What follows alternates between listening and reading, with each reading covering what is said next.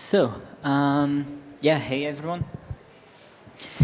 Um, I'm going to start by asking you to bear with me because you may have seen this before. I'm legally mandated to run these slides. So if you don't know about AppTweak, welcome to your first ASO conference. AppTweak is a great ASO tool. Most of you probably know it. If you don't, go head to the booth outside after the talk because we have great things to show. If you do know it, do that as well because we have really cool features that you may not have seen yet, and we have more coming, so you can get insights into the product roadmap, etc. So bragging right, number one, we work with a ton of great people, so hopefully some of them are in the room and will clap for me if I bomb today. We've also won ASO Tool last year. We've co-authored with Phiture the ASO book 2022. Super proud of that one. So these are kind of the big things, and a couple of random things about me. So as you heard, I'm a sport enthusiast. I do a lot of skating. I did come into my 5th or 6th year in ASO now. And most importantly, I'm hiring. My team is hiring. So multiple positions, multiple locations. Remember, sharing is caring. So even if you're not directly interested, talk about it so we can help people looking for jobs. Now, the topic today is about rethinking and organizing for ASO. So how we're going to do about it, we're going to start by looking at how there's always been the same problem with ASO, which is giving a proper definition. It's not something new. We're going to see how there's really new rules now, and then we'll talk about challenges and what we can try to do to organize. So, how many people in the room feel like they can give a definition of ASO? Show of hands, please, guys. Yeah, couple people. How many feel like they have the same definition as the person sitting next to them? Yeah, exactly. So, welcome to How We Feel. So, memes will be shared later on Twitter as well, so don't worry about it. Source files to be published. Now, if we go historically, ASO started as this pitch that we were basically going to do SEO for apps. And that was a great pitch. It was also very wrong, to be honest. And that's just because we had the same philosophy, but we were actually saying, you're going to have one page per country per store. You're going, or sorry, per language per store. You're not even going to control everything that goes on your page. That's a bummer. And you're going to be trying to convince people to download. You're not just here to answer some questions they're asking Google. You're actually here to tell them, get my product. So from the very beginning, we had this thing that led to the notion that ASO was going to be about keywords and nothing else. And it was a good pitch because that's how we started, but we've kind of had this stick with us ever since. And then came the question of, okay, does that mean we need to redefine ASO? Does that mean we need to change the name? So move a little closer to now. 2016 was the first ASO book, actually. I found this from the 2018 one, but the ASO stack from Phiture was kind of the first time we tried to say it's not just keywords, and we can have this holistic view where there's keywords, there's creatives, there's reviews and ratings. There's more than that as well. And this is something that I had tried a couple of years ago to synthesize in one sentence that you can see here. App Store optimization is a process of improving an app's visibility on the app stores throughout the app's lifecycle and maximizing its appeal to users with the objective to get downloads. Spoiler alert, this is not my definition anymore because some things have changed again. But this was great to kind of say, okay, this is how we're looking at it. And back then, we were really thinking it's about organic. And then we got Apple Search Ads, we got Google UAC, we got great changes in the console that made sure that you could never find again where the organic was versus where the paid was. And basically, our lives became really, at first, harder because we had CMOs and other executives just ask, where is your ROI? And last year they became a lot easier because suddenly like it was everything is turning bad with ATT except for Apple Search Ads. So we're suddenly again the cool kids on the block, but we still have to figure out what it is that we want to be doing. So that's kind of the perspective of the definition has never been that clear. And then we come into 2022 with iOS 15, and it's not just iOS 15. Like, pay attention to the fact that there are things already available on Google Play, for instance, custom store listings, where the whole message is to say, we're not going to do one page fits all anymore. I think everyone knows what goes on there, but it's really about understanding what we have to think about when we get started now. We're not thinking anymore, okay, I need to get the best message that's very kind of blended. It's about finding the right segment, so that's already one job. It's about finding how to speak with them, and it's about monitoring what happens to them. So there's a lot to do here.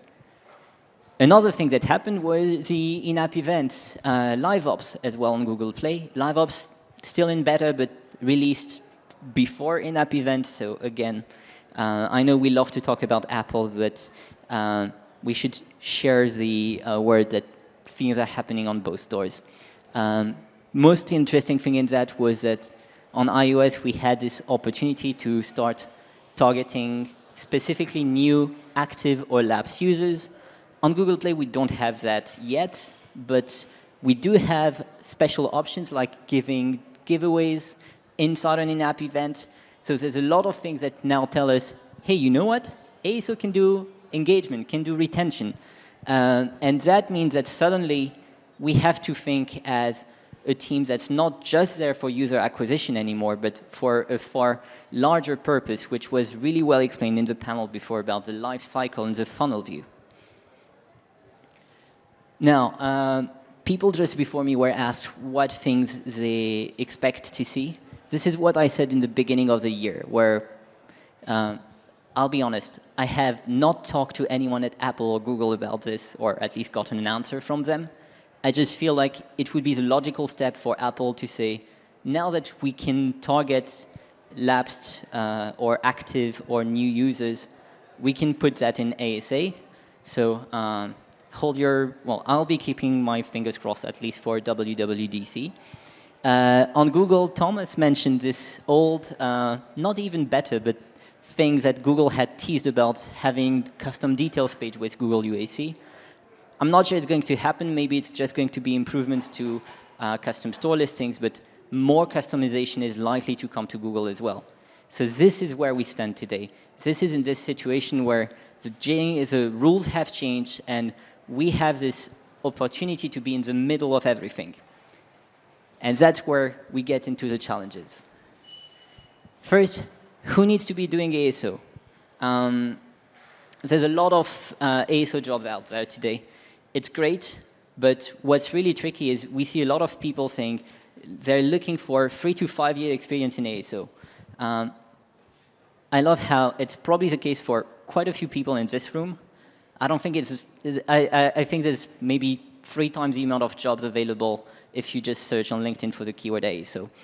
And so what that means is instead of looking for people with just experience and hoping you get the right one, you need to start thinking about which skills do I need to hire for.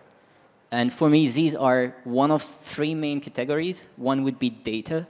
I consider this data analysis, but also data mining in the sense that you don't need to just have someone who can make sense of the data they receive. They need to understand how it's measured as well. They need to see if there's new ways of measuring it. So this is where I think that data, there's more to just saying, okay, I know which data I'm getting from this console. I know the difference between an impression and a page view on App Store Connect, for instance.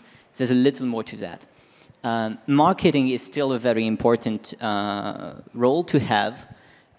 Copy and creatives alike, because product and brand are still very essential parts of any company, and you need to have people able to help translate that into the approved format. You also need people to keep an eye on how to innovate around that. And finally, we need people with some product management skills. Usually product managers are really great communicators, but also because we need to tell them about what are product improvements people are asking for. We need to tell them about some fixes that could be implemented, and especially some nudges we can have, because review prompt optimization is a topic as well.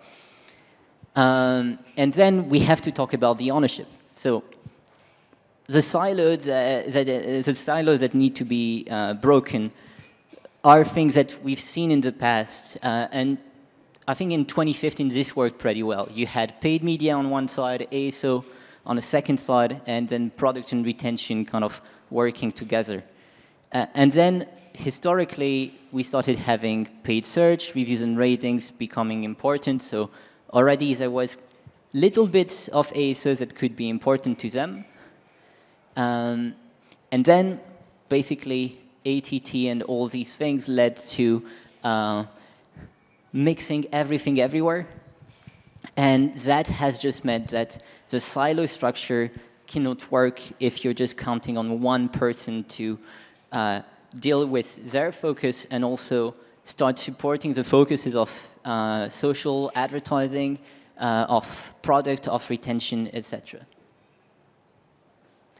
So this is where I just went on the very first Reforge blog that you can find to try and come up with an idea of having an all-encompassing approach. So my take on it, and you can take it as you want, but my take is that basically ASO, it's just a subset of growth, because when you look at what things we may be doing, like some of these are arbitrary and can be challenged, but I'm pretty sure you can agree that each item in here can be pushed somewhere into the Venn diagram as something that's happening with ASO.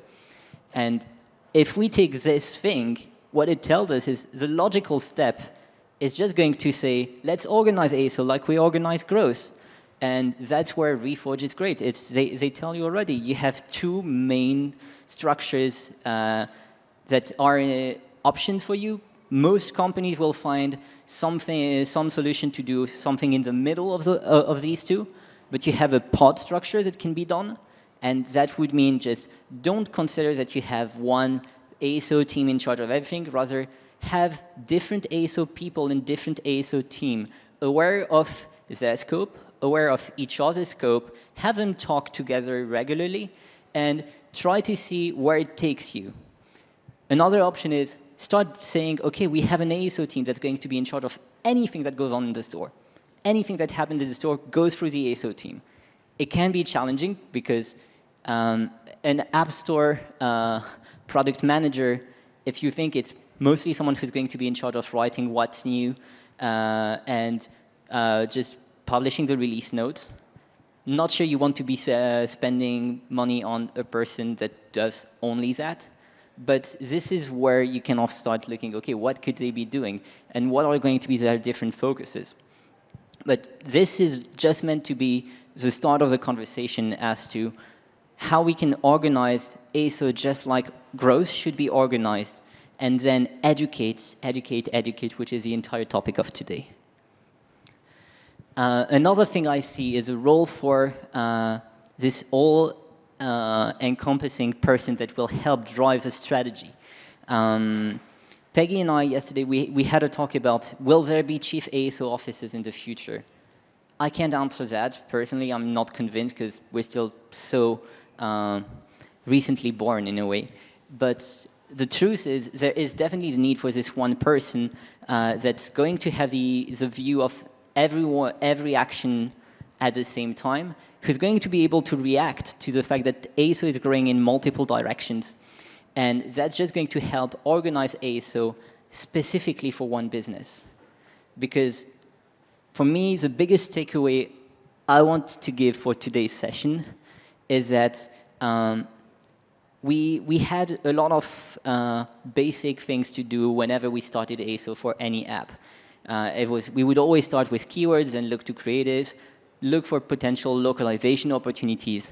And there's this playbook that works really well when you do it for the first time. But the reality is today we need to have people who look at ASO as how do I apply an ASO strategy that fits the user and that fits the business.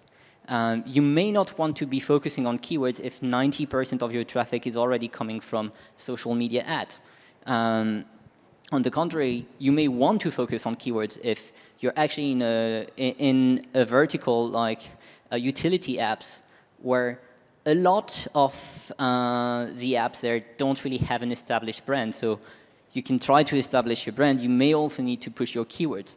So here it's really about this notion of don't look for just one solution in ASO that would fit any app. Start looking to how one person can help really drive how ASO is going to be relevant for one company at a time. So these are the memes of today. I have a couple more that will be posted soon. So if you just want the memes, let me know and I'll send them to you. And otherwise, thank you for listening.